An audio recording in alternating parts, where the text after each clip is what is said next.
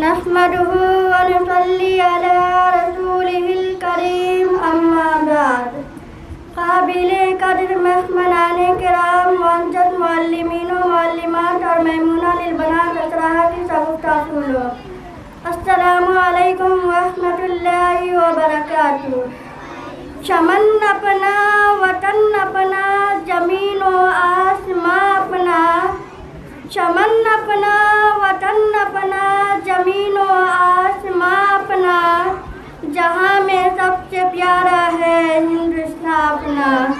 معزز قابل قدر سامعین و سامعات، آج ہم سب یہاں یوم آزادی منانے کے لیے یکجا ہوئے ہیں۔ آزادی سے قبل ہم انگریزوں کی غلامی کی زنجیروں میں جکڑے ہوئے تھے۔ انگریز حکمران بھارتیوں پر ظلم و ستم کیا کرتے تھے۔ مسلسل جد و جہد اور قربانیوں کے بعد ہمارا ملک 15 اگست 1947 کو آزاد ہوا اور بھارت سے انگریزوں کی حکومت کا خاتمہ ہوا۔ اس لیے ہر سال ہم 15 اگست کو جشن یوم آزادی بڑے جوش و خروش سے مناتے ہیں۔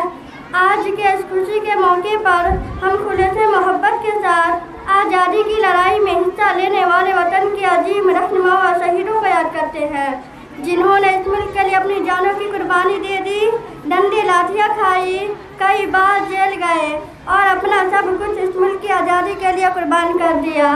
آزادی کی لڑائی کے شروعاتی دور کے متوالوں میں بنگال کے نواب سراج الدولہ، شہید اعظم شیر مسعود ٹیپو سلطان، شہید مولانا احمد اللہ شاہ جیسے بے شمار رہنما شامل ہیں۔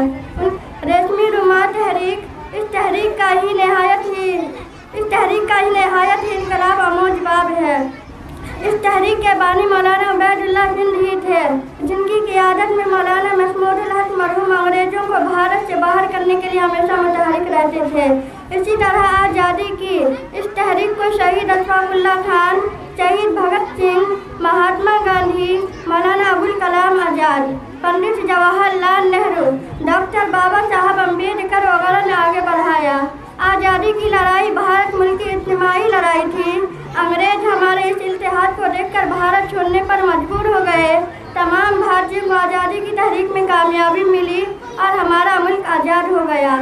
آخر میں اس شعر کے ساتھ اپنی تقریر ختم کرنا چاہوں گی۔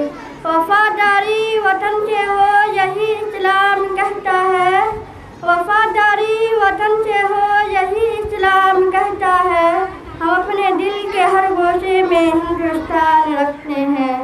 وما علینا الا البلاغ۔